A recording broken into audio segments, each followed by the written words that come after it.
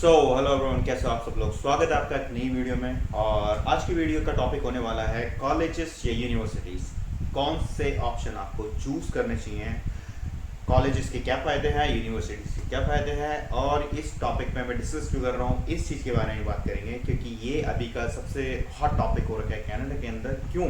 क्योंकि उसके certain factors हैं जो कि इम्पैक्ट कर रहे हैं स्टूडेंट्स को after their study, after completion of their studies. क्योंकि जो पर्सपेक्टिव होते हैं वो डिपेंड करते हैं, मतलब कि अगर आपने स्टडी कंप्लीट करी तो फिर आपका जॉब आपकी फील्ड में है, कितनी परसेंट रिस्पॉन्सिबिलिटी से आते हैं, कैसे प्रोसेस हैं और आपका पैकेज स्टार्टिंग से कैसे होता है। और अगर आप कॉलेजेस में जाते हैं तो फिर जॉब ऑप्शंस लिमिटेड होते हैं, और लिमिटेड होते हैं तो वो कितने ऑप्शन आपको मिलते भी हैं या नहीं मिलते हैं, या आपको कोई और फील्ड ऑप्ट करनी पड़ती है। तो वो सारी चीज़ों के ऊपर बात करने वाले हैं। और अगर आपकी कोई भी क्वेश्चन होते हैं फिर कमेंट सेक्शन में डालो, पूछो, और शुरू करते हैं आज का वीडियो।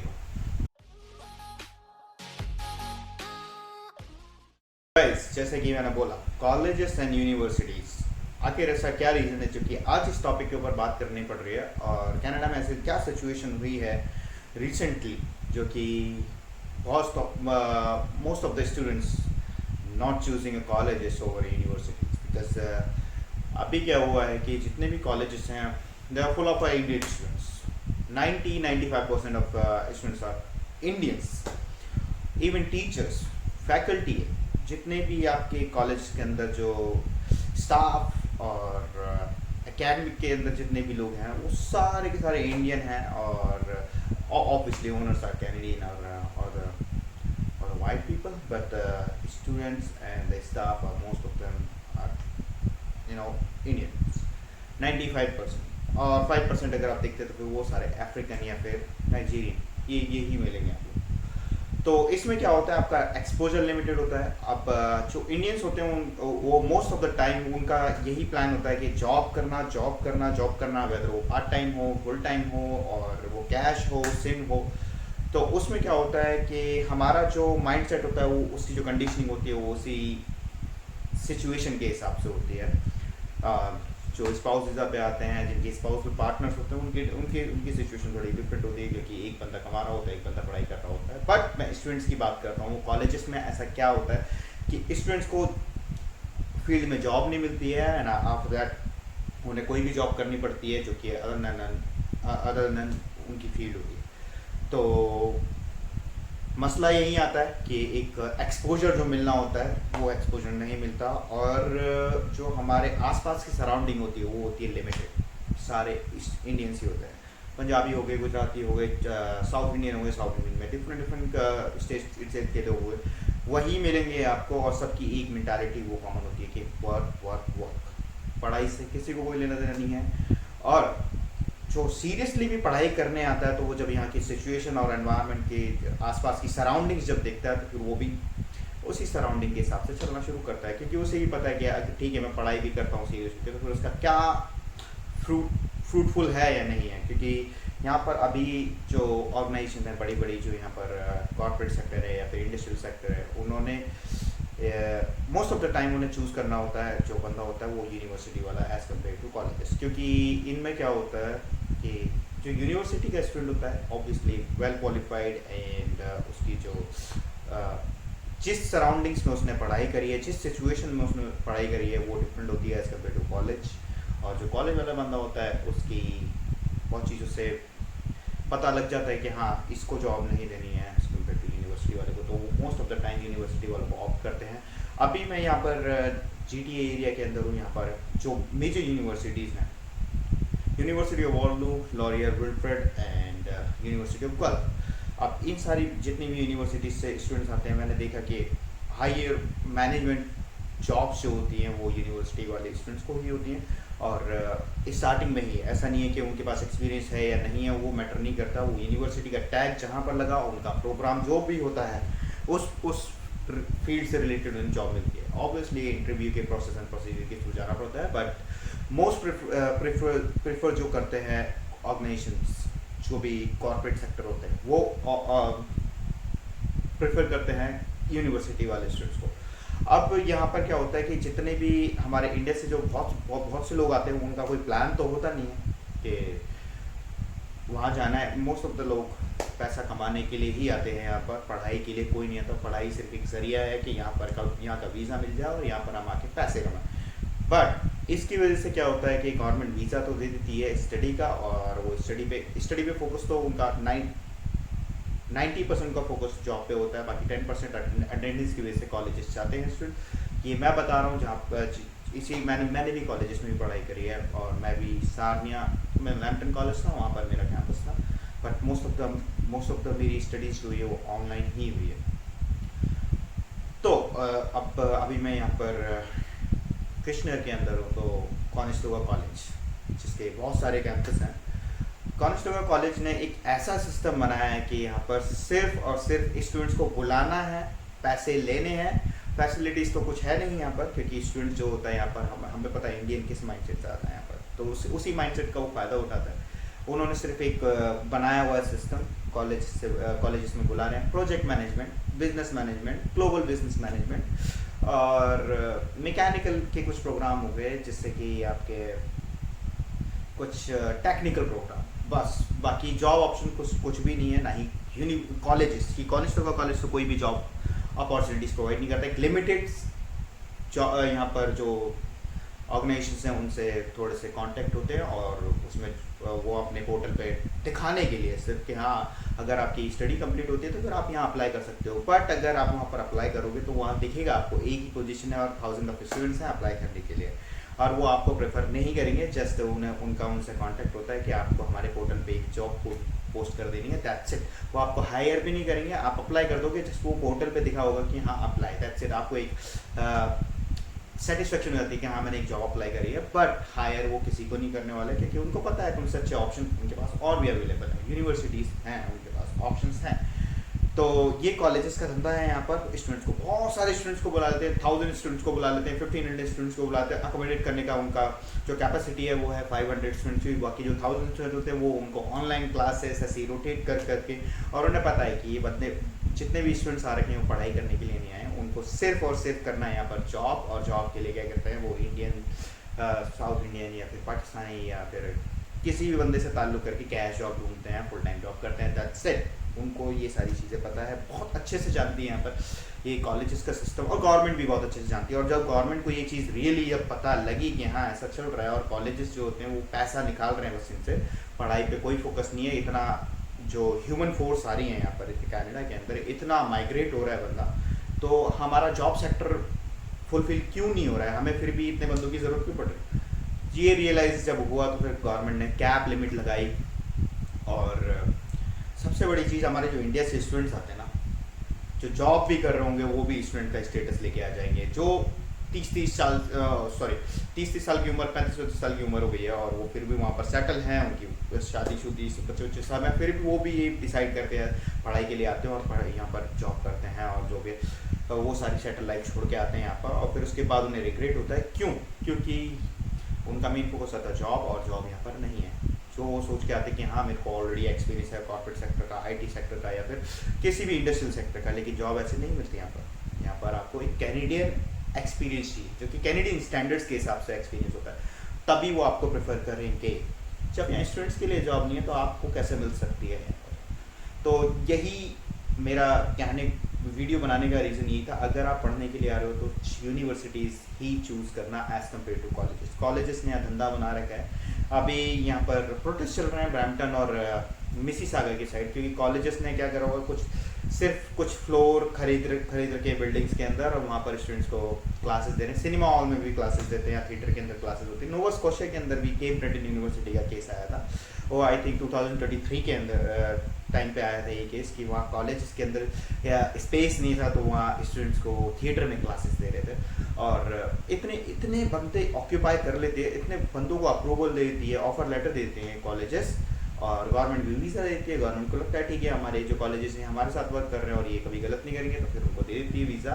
और जब यहाँ पर आते हैं तो वो सिचुएशन टोटली डिफरेंट है। सो गाइस, बात तो हो गई है यहाँ पर कॉलेजेस चूज़ नहीं करने चाहिए एज कम्पेयर टू, अगर आपको पढ़ाई करनी है तो यूनिवर्सिटीज़ ही चूज़ करनी चाहिए। पर यूनिवर्सिटीज़ का ऑप्शन जो मतलब कि जो सीरियसली पढ़ाई करना चाहते हैं तो उनको यूनिवर्सिटीज़ का ऑप्शन होता है उनके पास भी, बट ऑफर लेटर उनको जल्दी नहीं मिलता, क्योंकि यूनिवर्सिटीज़ की रिक्वायरमेंट थोड़ी रफ एंड टफ और प्रोसेस एंड प्रोसीजर थोड़े डिफरेंट होते हैं, तो जिसकी वजह से मोस्ट ऑफ द स्टूडेंट जो होते हैं जो जो सीरियसली पढ़ाई भी करना चाहते हैं वो कॉलेज के पास जाते हैं, कि कॉलेज की इतनी रिक्वायरमेंट नहीं होती हैं, उनका क्राइटेरिया भी बहुत कम होता है जो कि फुलफिल ईजिली हो जाता है, तो वहाँ पर ज़्यादा स्टूडेंट्स आते हैं। फिर उसके बाद फैक्टर आता है फाइनेंशियल, क्योंकि कॉलेजेस की फ़ीस कम होती है एज़ कम्पेयर टू यूनिवर्सिटीज़, इतनी भी नहीं कि आपको बहुत बड़ा डिफरेंस दिख जाएगा, क्योंकि अगर जॉब जिस दिन मिली तो आपको वो सारा डिफरेंस नहीं होगा, एकदम सेटल डाउन हो जाना है, एकदम क्रैश हो जाना है वो सारा का सारा जो एक्सपेंस आपने किया होगा यूनिवर्सिटी के अंदर।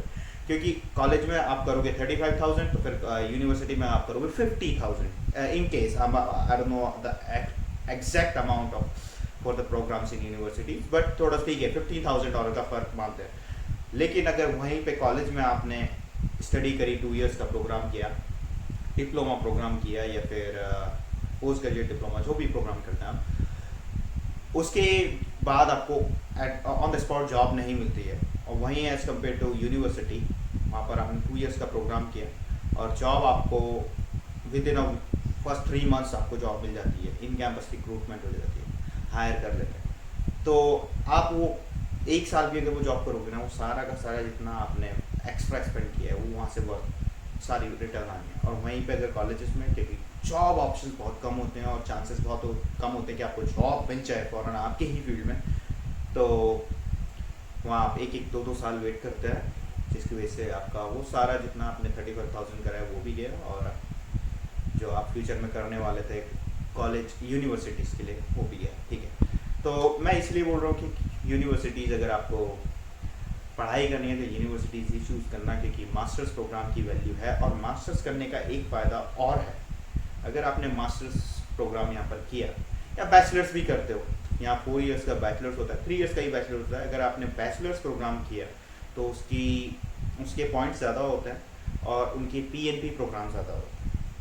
ऑन्टेरियो प्रोविंशियल नॉमिनेशन प्रोग्राम होता है, OINP आई थिंक, OIPNP वो प्रोग्राम होता है, उसमें अगर आपने मास्टर्स 2 इयर्स की करी है तो फिर आपको PR मिल जाएगा, PNP मिल जाएगी ऑन्टेरियो के अंदर, आपको कहीं और जाने की माइग्रेट करने की ज़रूरत नहीं है, जो कि बहुत से कॉलेजेस के स्टूडेंट होते हैं उनको प्रोग्राम कर लेते हैं, फील्ड जॉब नहीं होती है, नॉक लेवल की जॉब नहीं मिलती है, तो उनको एट दी एंड क्या करना होता है, माइग्रेट टू अदर प्रोविंसेस। और वो ईजी नहीं होता है, क्योंकि you need a lot of money, you need a lot of time to settle down in a different province। और ये चीज़ भी इतनी ज़्यादा हुई कि यहाँ पर स्टूडेंट्स को जॉब नहीं, तो वो दूसरे प्रोविंस में Alberta, Nova Scotia and Winnipeg, Manitoba, पता नहीं कहाँ पर सेटल हो माइग्रेट किया लोगों ने। और जब वहाँ की गवर्नमेंट को पता लगा कि सिर्फ just for the sake of PR these students are coming, these students are migrated to that specific province, और after getting their PNP और PR वहाँ से वापस ऑन्टेरियो में आया। तो यहाँ पर जो उन प्रोविंसेस की जो गवर्नमेंट थी उन्होंने ये प्रोग्राम सारे बैन कर दिए हैं। मोस्ट ऑफ द प्रोग्राम्स अभी यहाँ पर स्टॉप कर दिए गए हैं, स्पेशली नोवा स्कॉशिया और अल्बर्टा के अंदर, क्योंकि गवर्नमेंट ने देखा कि हमारे जो स्टूडेंट्स आ रहे हैं, हमारे प्रोविंस में जो स्टूडेंट्स आ रहे हैं उनको नहीं मिल रहा है, उनके राइट्स तो इस वजह से थोड़े दब गए, ख़त्म हो रहे हैं, और ये आके अपना PR ले जाते हैं और फिर यहाँ से वापस ऑन्टेरियो माइग्रेट कर जाते हैं।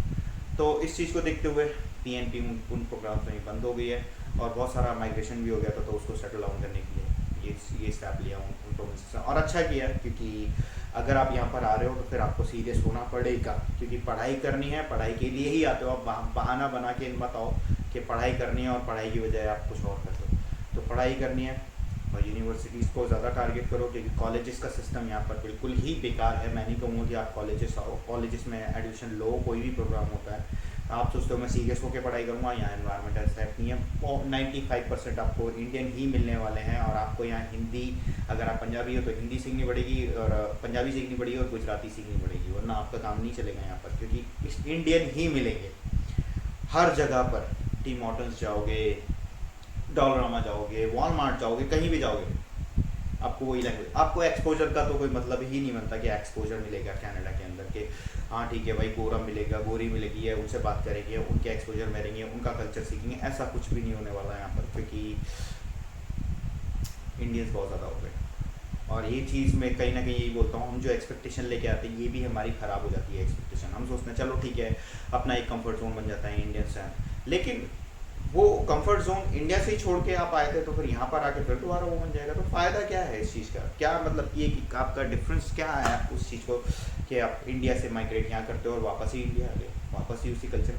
और यहाँ पर क्या होता है कि अब मेंटालिटी इम्पोज भी कर रहे हैं, जो मतलब कि जो बिलीव हमारे इंडिया में होते हैं वो लोग यहाँ पर भी इम्पोज करने लग गए हैं दूसरे को, क्योंकि अब यहाँ कम्युनिटी इतना स्ट्रांग हो गई है कि अगर मैं कुछ भी बिलीव करता हूँ तो फिर वो बोलेंगे नहीं नहीं ये गलत है, ये हमारे कल्चर के हिसाब से गलत है, आपको इस चीज़ को वो करना चाहिए। इवन कैनेडियंस के ऊपर ये इम्पोज करने लगे हैं यहाँ पर, क्योंकि वर्क प्लेसेस में मैंने बहुत सारे कन्फ्लिक्ट होते हुए देखे हैं, जैसे कि मीटिंग्स होती है वर्क प्लेस पे, मेरी वर्क प्लेस पे, तो फिर मैं उसकी कुछ स्पेसिफिक पॉइंट नहीं डिस्कस करूँगा, बट जो मैंने ऑब्जर्व किया है, जो मैं वर्कर से जब बात करता हूँ कैनेडियन से, तो वो बताते हैं कि उनका जो वर्किंग कल्चर है वो थोड़ा डिफरेंट है एज़ कम्पेयर टू हमारे बंदे जो होते हैं, वो वर्किंग कल्चर आके यहाँ कैसे डिस्टर्ब करते हैं उस चीज़ के ऊपर। तो यही चीज़ें हो रही हैं यहाँ पर, और इस चीज़ की वजह से बहुत सारी चीज़ें चेंज हो गई हैं। और मैं इसीलिए बोलता हूँ अगर आपको यहाँ सीरियसली यहाँ पढ़ाई करनी है और कनाडा में एक्सपोजर लेने के लिए आना है, तो फिर यूनिवर्सिटीज़ ही एक सबसे बेस्ट ऑप्शन है, कॉलेजेस नहीं है।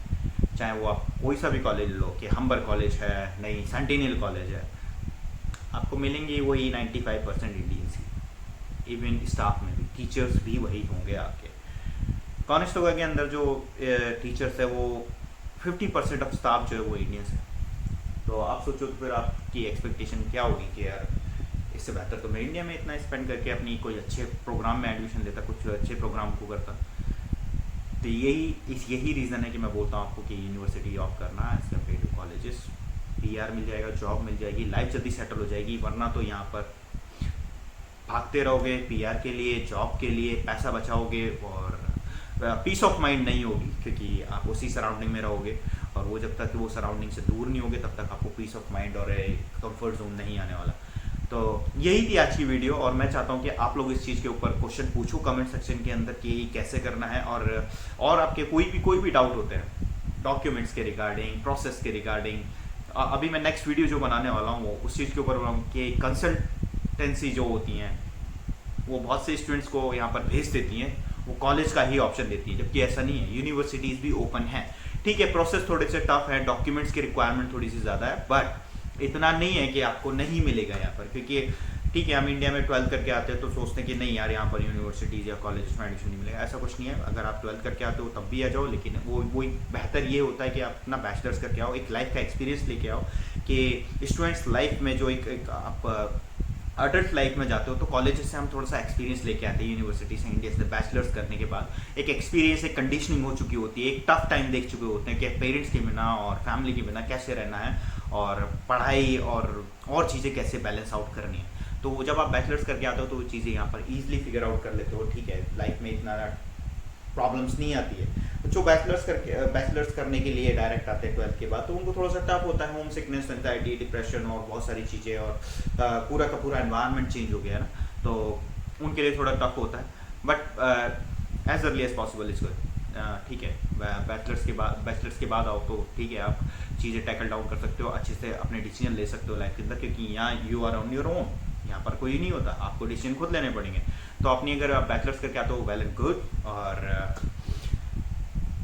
बस यही थी आज की वीडियो, और मैं चाहता था इस चीज़ के ऊपर बात करना और डिस्कस करना कि यार ये चीज़ एड्रेस होनी चाहिए, क्योंकि स्टूडेंट्स इतना आता है यहाँ पर, इतना इंडियन, इवन आप किसी भी इमिग्रेंट से यहाँ पर पूछोगे जो कि साउथ अमेरिकन, नॉर्थ अमेरिकन या फिर कोई भी कॉन्टिनेंट से, अगर आप यूरोप से भी देखोगे, उनसे पूछोगे तो फिर वो बोलेंगे कि इंडियंस, हर जगह इंडियंस है। अब मैं जिस घर में मैं रहता हूँ, या ओनर जो है वो ईरानी है, तो उससे मैं जब पूछता हूँ तो उसका पर्सपेक्टिव थोड़ा टोटली डिफरेंट है कि इंडियंस हर जगह पर हैं।